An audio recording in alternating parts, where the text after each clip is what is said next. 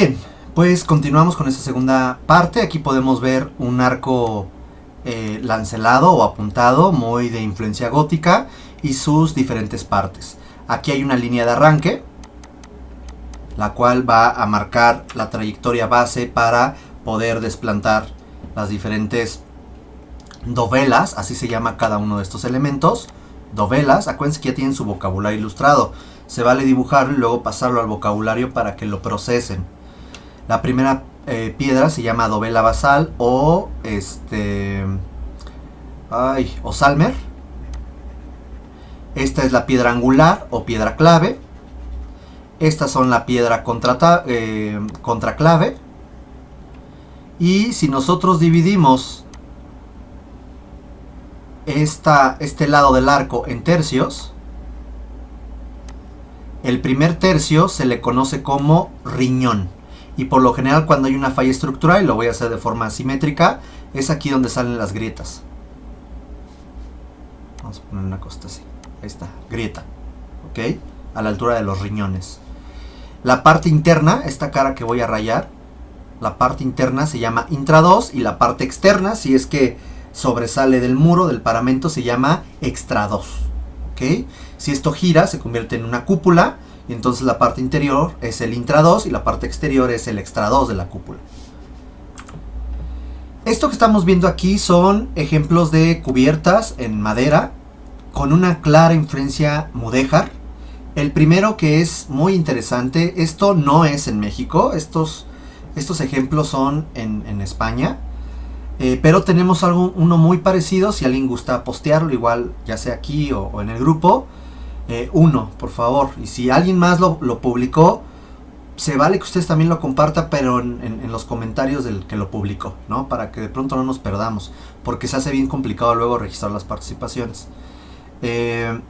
Entonces, San Francisco Tlaxcala, el convento de San Francisco Tlaxcala, y lo vimos la clase anterior, tiene esto, para que vean qué interesante. A esto se le llama un artesonado. El artesonado, que es de influencia islámica, si se fijan, es una serie de vigas de madera entrelazadas para generar un artesón, lo que sería algo así como un casetón. Y este casetón pues queda hueco, obviamente el espacio, y esto le da forma a un artesonado. Hay otro que se llama alfarje. ¿Y el alfarje en qué consiste? Tengo yo dos elementos de apoyo, en este caso muros. Tengo este elemento que se le llama can o canecillo. También se le llama zapata con Z. Y no tiene nada que ver con la zapata constructiva. Esa es otra cosa. La zapata de cimentación, perdón. Y arriba se apoya una gualdra o una viga de madera. ¿Ok? Y arriba, de forma perpendicular, se coloca otra serie de vigas. Y encima un entablado. Una serie de tablas. Aquí también lo podemos ver. Vean. Entonces es una retícula, una red retícula de vigas, y arriba le ponen tablas. A eso se le llama alfarje. Arriba de los alfarje o arriba de los artesonados hay cubiertas a dos aguas de madera en armaduras, o a este esquema que se le llama par hilera, y a este que se le llama par nudillo, porque te genera ya la intersección aquí con otro elemento. Esos son los nudillos. Par nudillo o par hilera. Quiero que veamos estas fotografías. A mí no saben cómo me encanta este convento. Por lo general vamos a este convento siempre en Arqueología del Hábitat 1. En esta ocasión no iremos, pero es un ejemplo que también para Historia de la Arquitectura 1 convendría mucho ir. Si un día pueden darse una vuelta, está en Hidalgo, 60 pesos creo de la central de camiones del norte o en Indios Verdes, no me acuerdo. Está padrísimo este lugar porque aquí hay de todo. Desde bóvedas, desde artesonados, desde cubiertas con bóvedas de crucería. Y estas cubiertas, ojo, estas no son alfarjes. Esta es una cubierta llamada cubierta de viguería. Porque aquí podemos ver una madera, otra madera, que se llaman vigas de arrastre. Y sobre esa se encuentra una viga de madera, y encima de estas vigas de madera se encuentra un entablado. Si se fijan, ya no hay otra red de maderas, nada más son tablas las que se encuentran. Y arriba ya se puede encontrar algún tipo de piedra, algún tipo de acabado para la parte superior, lo que sería el piso. Quiero que además vean los arcos. Este arco, si se fijan, es un arco mucho más grande. A ver si me salió, voy a moverme. Ay, más o menos. A esto se le llama un arco rebajado. Cuando este arco rebajado está muy rebajado, se le llama escarzano. Si se fijan, este arco no es un arco escarzano. Este arco es diferente. Para poder hacer este arco yo necesito tener 3 círculos. Se le llama arco de 3 puntos o arco carpanel. Ok, que aquí se encuentra, vean cómo es diferente. Aquí podemos ver una de las celdas que son de las habitaciones de los frailes. Y bien interesante porque estas inclinaciones que tienen las jambas se llama enderrame. Y aquí lo interesante es que tú te podías sentar, tener aquí tu libro, tu Biblia, no sé qué. Es más, hasta si te estiras el pie, ahí se puede apoyar. Y voilà, te sientas ahí a orar, a leer la Biblia o a qué sé yo, ¿ok? Cierras la puertita y se oscurece como no tienen una idea. Lo interesante de estos derrames es que es una especie de proyector.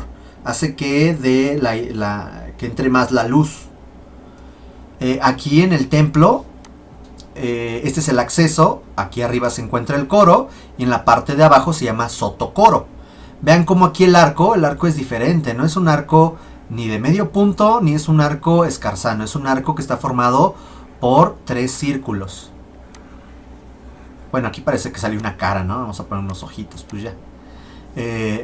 A eso se le llama entonces un arco carpanel. Y ahí está la diferencia. Este es carpanel y este es escarzano. Bueno, sería muy feo enfatizar lo último, pero bueno, es la diferente. Este es un carpanel y este es un escarzano, ¿vale? En la tecnología de herencia gótica podemos aquí entender en una obra europea que es la abadía de Fontenay en Côte d'Or, en Francia. Podemos ver aquí 2 tecnologías, gótica y una más románica. Nada más quiero que vean la diferencia. Mientras que en una se ve claramente el juego de las bóvedas de crucería, en la de abajo no. Hay que entender que esto se le llama cañón corrido. Y estos cañones, y aquí sí pongan mucha atención, no lo vamos a poder ver en sitio, pero ustedes cuando vayan a alguno de estos edificios lo pueden identificar. Cuando se ven los arcos así, es como si, imagínense que de todo el cañón es una panza y tienes que ponerle una faja. A eso se le llama arco fajón. Estos arcos que se encuentran laterales es para darle estabilidad a cada uno de estos arcos, si no quedarían como piezas de dominó. Uno se cae y se cae todo.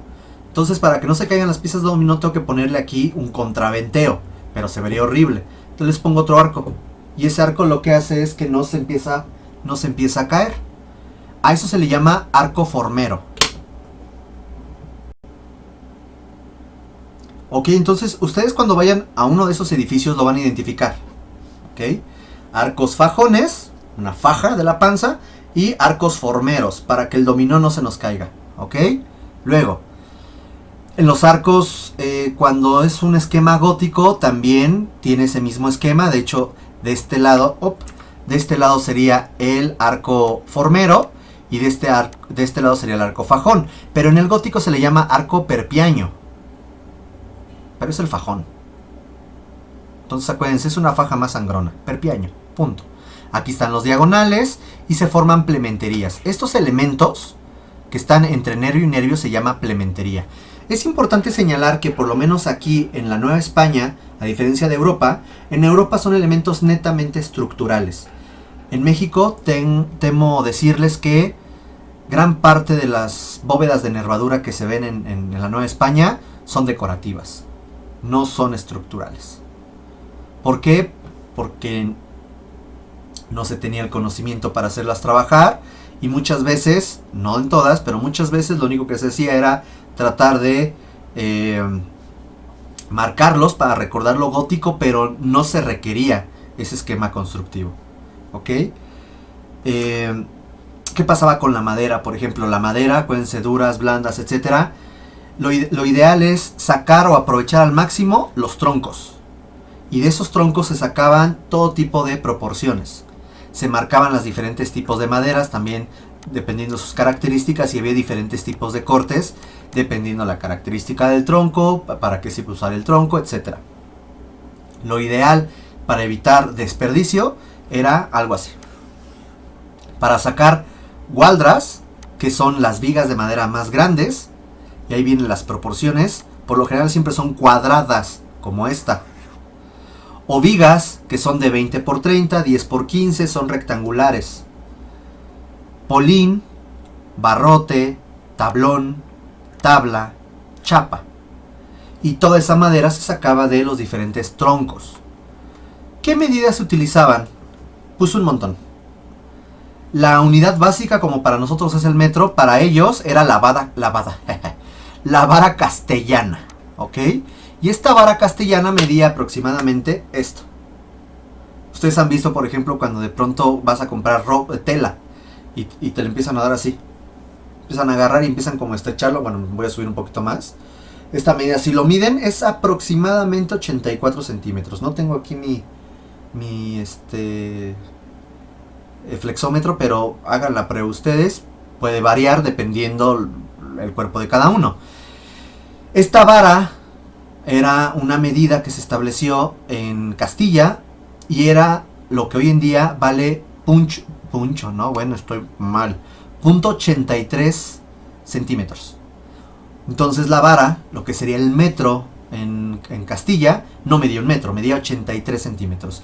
Y a partir de eso se comenzaba a generar las diferentes medidas. Estas medidas tenían que ver, por ejemplo, con cuánto yo hacía o cuál era la distancia que yo hacía en un paso, cuánto medía, por ejemplo, un codo, cuánto medía, por ejemplo, un pie, cuánto medía, por ejemplo, un palmo, cuánto medía una pulgada, cuánto medía un dedo, el grosor del dedo, no así. Y estas medidas se establecieron, claro, pues cada quien tiene diferente grosor de dedo, ¿no? Entonces, diferentes palmos, etcétera, pero más o menos, ustedes han escuchado que si hago yo esto, mide más o menos 20. Bueno, pues la medida es 20.83 centímetros. Y así, codo, pie, palmo, pulgada, dedo, hasta llegar a 1.74. Y medidas más grandes como es el paso, la braza, el estadal o cordel. El cordel ya son varias varas. Y así se medía entonces las propuestas arquitectónicas. Sistemas constructivos en cimentación. Encontramos desde las cimentaciones corridas, hechas de mampostería, con cal arena.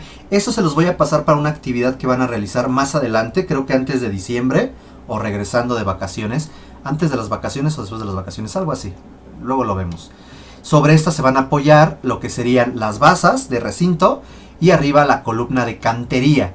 Siempre que vean cantera digan cantería.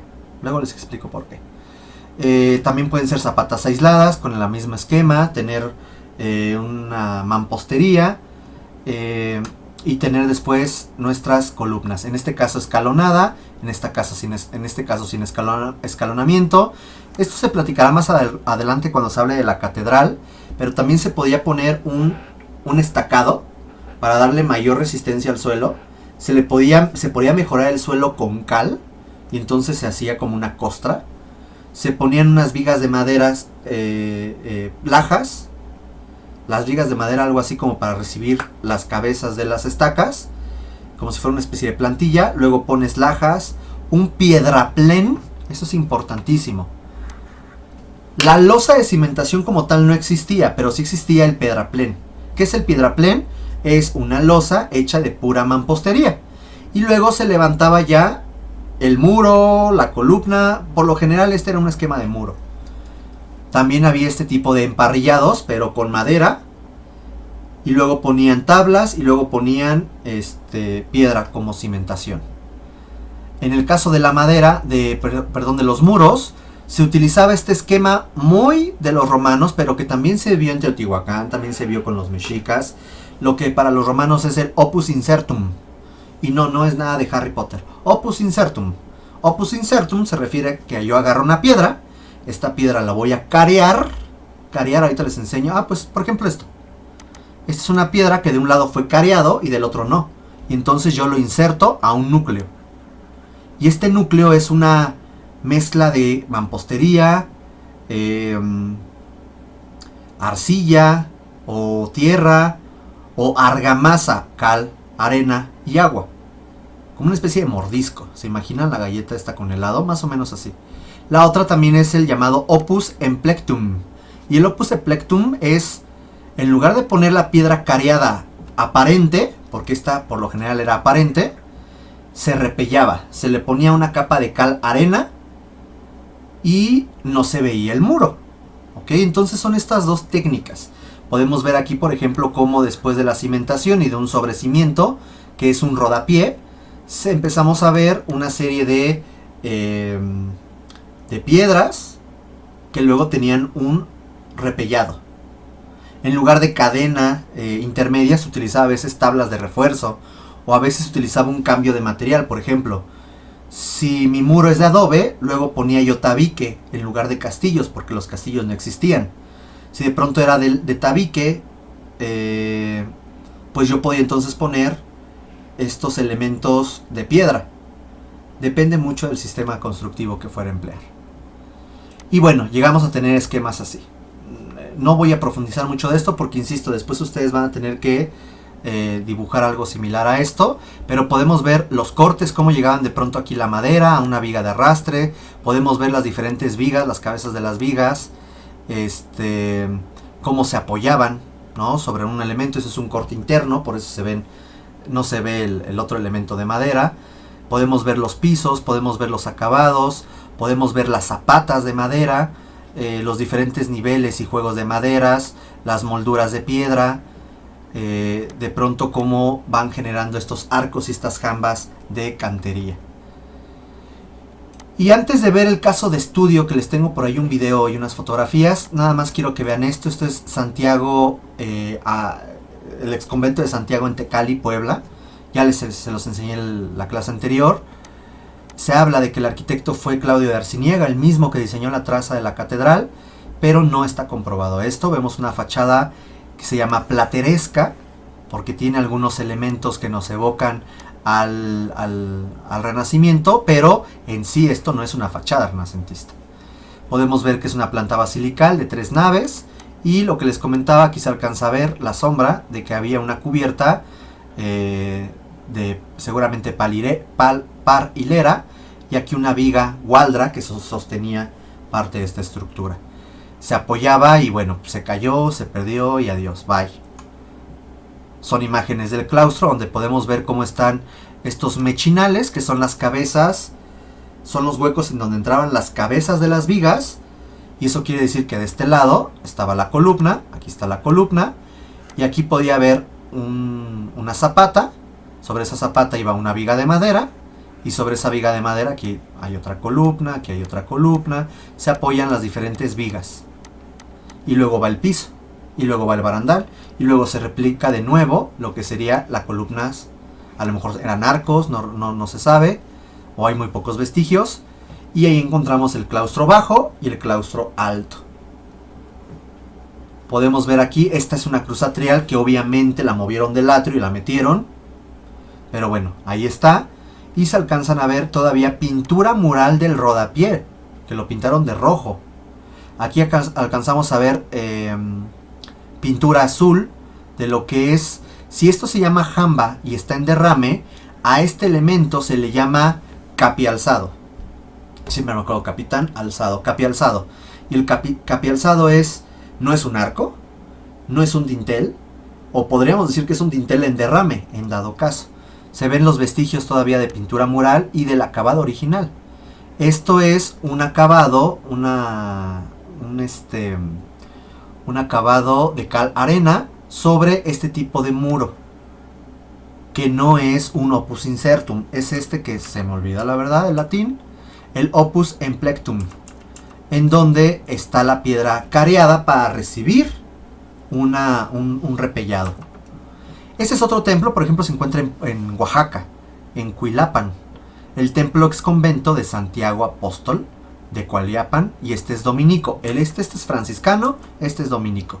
Vean cómo hay una cierta similitud. Este también es plateresco, pero es más chaparrito, más gordito y muy largo. Y también es una planta basilical. Vean, también tiene la misma esquema de una serie de arcadas para dividir las naves. Y en la parte de arriba tenía, obviamente, una estructura de madera. Y seguramente esto bajaba así. Se perdió, ¿no? O a lo mejor aquí bajaba y de pronto se volvió a bajar así, dependiendo mucho el diseño. Les voy a enseñar un video y unas fotografías de un caso de estudio en el cual yo estuve para que lo platiquemos. Este es un ex convento que está actualmente en ruinas, que se encuentra en Tlaxcala, muy cerca de Puebla. De hecho está en el camino Tlaxcala-Puebla, que se llama San Francisco Tepeyanco, sí, de los franciscanos.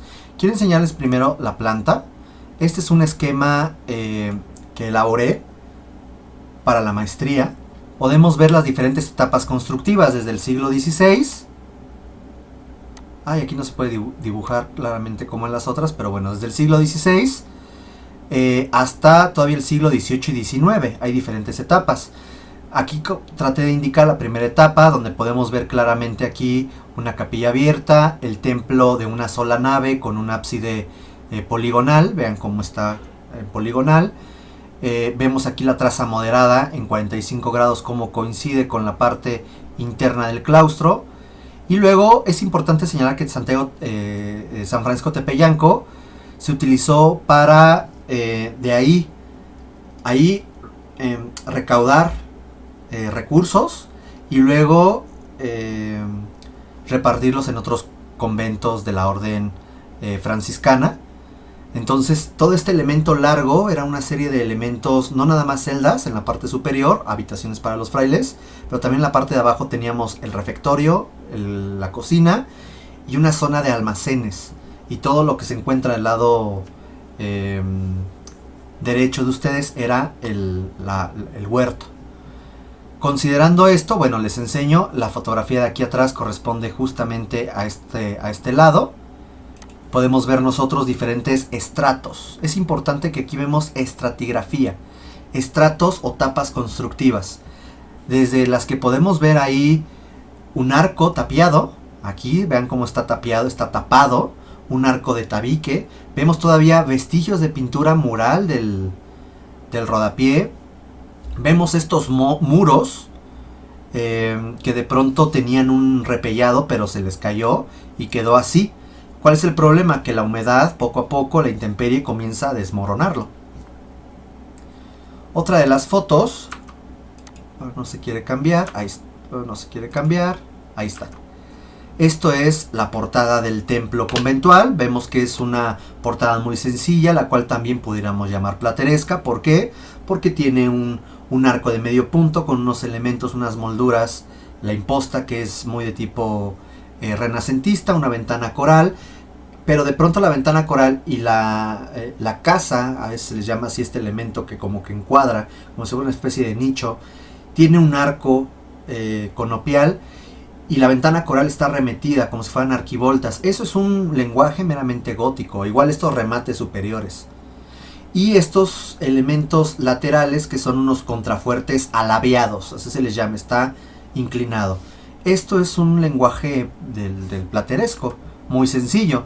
Ahí se encontraba, ese acceso era el portal de peregrinos. Y nosotros podemos ver en la parte interna, creo que con el cursor sí se ve, ahí están los mechinales. Ahí se apoyaban las vigas de madera y aquí había arcos. Lo mismo pasaba en la parte superior. Y en la parte superior era la biblioteca. Todo se perdió. Este es el portal, la capilla abierta. Aquí vemos cómo se alcanza a ver hasta una pintura mural, unos escalones y un arco rebajado, escarzano, no es de 3 puntos, escarzano, y una serie de arquería, enfatizando la parte central, donde sería el elemento que coincide simétricamente con la capilla abierta. Vemos aquí como en este muro hay un elemento interesante de piedra en donde iba la articulación de la puerta. Interesante. Y todo lo demás es un núcleo de muro, de tierra, o sea, de adobe, con piedra, y por eso lo tocabas y se disgregaba, o sea, se deshacía. Y unos repellados. Aquí lo podemos ver. Esto ya es una intervención posterior, ya es concreto. Ni hablar. No hay que usarlo, pero lo usaron. Y aquí podemos ver de pronto cómo todo esto es tierra. Por eso se empieza a deshacer fácilmente. Estos, vean, qué interesante. Este se le llama un arco del triunfo. Este es un ciprés. Este es el altar. Bueno, la mesita del altar no está. Aquí se encontraría el altar. Y este elemento, este barandal, es lo que delimita el presbiterio de la nave. Y en esta nave encontramos en la parte superior además una serie de arcos fajones en que están decorando mucho sus ménsulas o sus impostas, y por eso se ven así. Y lo pintaron yo creo que en el siglo XIX, para que se vieran como las piezas, pero así no era. Estos elementos que están aquí, esos se construyeron después, seguramente en el siglo XVII. Seguramente esto era a dos aguas y después lo hicieron una bóveda, un cañón corrido con sus arcos fajones, y tiene un nombre específico ese tipo de ventana. Perdón, aquí pasó algo y me desconecté un poco. Sí, les decía, entonces hay una bóveda de cañón corrido y hay estos elementos triangulares, curvos, donde hay ventanas. A eso se le llama luneto. Aquí podemos ya ver el interior. Vean cómo de pronto ahí se alcanza a ver una ventana tapiada y se alcanza a ver las marcas de la cubierta a dos aguas. La impronta, la marca de la cubierta. Se puede ver todavía un rodapié y cómo se veía ahí un piso. Ustedes dirán, pero ¿por qué no se ven los mechinales? Porque los mechinales estaban a los lados y la madera era en ese sentido. Si hubiera sido en el otro sentido, ahí estaría los mechinales, los huecos. Vemos aquí algunos elementos de tabique, que este tipo de tabique se utilizaba ya, sobre todo en el siglo XIX. Ahí hay una intervención del siglo XIX. Se ven los derrames de la ventana y bueno, pues estos elementos mezclados de la piedra con el tabique. Hay tabiques también se utilizaban en el siglo XVI, sí, pero no era muy común a veces utilizarlo, o eran tabicotes muy grandes. Aquí podemos ver parte del claustro. La parte de arriba era una puerta que te llevaba a un espacio que se llama la tribuna, que era para que los frailes grandes que no podían bajar escaleras iban a esa parte y tomaban la misa desde esa tribuna. Luego veremos algún ejemplo. Ahí podemos ver los vestigios de lo que era un arco, y significa que entonces la parte de arriba tenía arcos. Todo se cayó y ahí quedó. Eso que estamos viendo ahí es un confesionario. Bien interesante, porque de un lado se ponía el fraile y había una ventanita que del otro lado había un hueco en donde se metía la persona. Entonces eran como dos cabinas, por así decirlo, interconectadas. Una tenía el acceso por acá y la otra la tenía por acá. Bueno, parece que me está dando algo, pero son como dos Cs encontradas.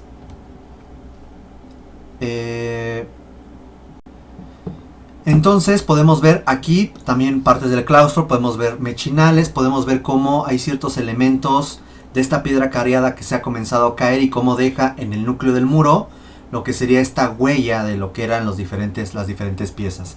Vemos por ahí unas molduras de yeso que son del siglo XIX, horribles, pero bueno, ahí están. Lo que antes eran unas escaleras o un acceso que te llevaba hacia el templo, que lo tapiaron para transformarlo en un nicho. Se ve que el templo en algún momento lo delimitaron para que el claustro tuviera otro tipo de actividad. Y bueno, aquí más imágenes donde podemos ver los mechinales. Ahí vean cómo ahí hay un arco escarzano en la parte de abajo. Podemos ver en la parte de arriba unos remetimientos que era para las puertas. Podemos ver un error estructural. En la parte de arriba vemos el inicio del arco y en la parte de abajo vemos cómo el arco inicia donde está el arco de la puerta. Ahí hay una falla estructural, pero bueno, frailes improvisados. Las diferentes piezas, vean cómo están cortados en diferentes secciones con diferentes tipos de ángulos, etcétera, para generar estos arcos, generar las basas de las columnas con sus toroides, que son esos elementos como curvos, como si fuera una dona, los elementos de las escosias como esta que estamos... Ay, estoy señalando la pantalla, pues cómo van a ver. Esto que estamos viendo aquí es una escocia, muy feita, pero es una escocia. Esto es una piedra clave. Se ve que aquí eran varios los arcos los que llegaban aquí. Entonces, seguramente esto o era una clave o era el despiece principal en donde partían los diferentes arcos. Una de dos. Bueno, aquí hay más elementos. Aquí podemos ver cómo se ve claramente los mechinales de este lado. Mechinales de este lado. La puerta como la tapiaron en algún momento. Era un edificio bien curioso. Este no soy yo. Se parece, pero no soy yo. Esto eran unas escaleras en el espacio largo que les mostré en planta. Pues tenemos aquí unas escaleras. Este era el descanso de las escaleras y te llevaban a la planta alta. Y aquí era para lavarse las manos. Aquí alguien le puso esto, pero fue algún travieso, no es una tumba ni mucho menos. Porque antes en el atrio había tumbas, acuérdense. Ahorita les enseño dónde andan las tumbas. Y aquí se lavaban las manos porque este es el lado del comedor. Ahí se ve. Esto era el comedor, ahí se ve cómo está el núcleo de muro, cómo se ha ido cayendo el acabado. A esto se le llama espadaña. Es un muro para las campanas, espadaña. Estos son, bueno, la parte exterior o posterior de donde está actualmente el ciprés, el templo. Aquí vemos como un arco conopial lo cortaron para de pronto hacer otro muro. Ampliaciones. Aquí tenemos estas marcas, era donde se encontraba el retablo, que se ve que en algún momento lo arrancaron y se lo llevaron a la parroquia. Hay una parroquia por ahí cercana. Y bueno, aquí vemos diferentes etapas constructivas, diferentes manos, diferentes técnicas. Es bien curioso porque este fue muy posterior, se ve que ahí delimitaron por algo. Ahorita les enseño el video y con eso concluimos. Vean este enorme arco. Vean, aquí se ve un pequeño arco conopial. Vean, qué interesante, ahí había ratas además. Tapiaron, estos son unas escaleras que te llevan al templo. Esas son otras escaleras que te llevan, esto era la sacristía y te llevaba a la parte superior. De ahí tengo video, esta es ya estando en las escaleras, como se ven, estas son tumbas. Hicieran tumbas de hace 100 años, de hace 90, 80 años, que de pronto cuando quitaron ahí las tumbas las botaron. Ni hablar. Vean qué interesante porque ahí además se puede ver el piso. Claramente ahí estoy yo en el otro piso, pero ya no hay piso. ¿Ok? Les voy a mostrar dos videos, duran poquito y ya con eso concluimos. Perdón, está inclinado, perdón, pero ahorita se compone, así que todos pues pueden poner su cabeza así. Esto es el claustro. Ahí podemos ver los diferentes elementos. De pronto ya como que agarré la onda y dije ya voy a ponerme bien. Ahí están las escaleras. Ahí está su profesor subiendo las escaleras. Vean, ahí se ven todavía vestigios de los escalones. Ahí hay un descanso. Ahí podemos ver las crujías. Eso se les llama crujías. La planta baja, planta alta. Desde ahí podemos ver lo que sería el comedor, el refectorio. Subo otras escaleritas. Llego al otro descanso. Y ahí faltaría lo que sería el piso para el segundo nivel. Ahí estaría yo en las crujías de las celdas, las habitaciones de los frailes. Ahí se pueden ver los vestigios. Se ve el nivel. Y podía yo salir hacia lo que es el claustro alto, sea el deambulatorio o el pasillo que rodea la parte superior del claustro. Y de pronto ahí no sé qué me pasó, entré como en locura y pues ya hasta me mareé, ¿ok? Y luego viene un segundo video, igual es cortito, ahí es donde estaba la sacristía. Y voy a subir otras escaleras. Ahí atravieso. Hay unas escaleras, ahí taparon en algún momento, quién sabe por qué. Después lo abrieron. Ahí están unas escaleras. Ahí me daba medio cosa porque si se fijan, o cuando les dije la sacristía había una bóveda. Y esa bóveda podía colapsarse y eso pues nos daba cosa. Esto fue en una práctica en la maestría. Ahí estoy en el cubo de las escaleras. Esa musiquita que se escucha era en domingo, entonces creo que vendían carnitas o no sé qué vendían por ahí. Ahí están las escaleras. Ahí yo dije a ver si no me muero. Pero bueno, pues a ver un video. Llego al descanso y eso ya era el segundo nivel. Para llegar a la parte superior de la sacristía. y llevarme a los diferentes espacios. Si yo caminaba por ahí, bueno, ahorita se va a ver, ahí de pronto no sé qué me pasó. Ahí se... Ok, ahorita vamos a ver eso. Ahí me asomo hacia donde estaba este gran arco y estos elementos que de pronto pusieron posterior.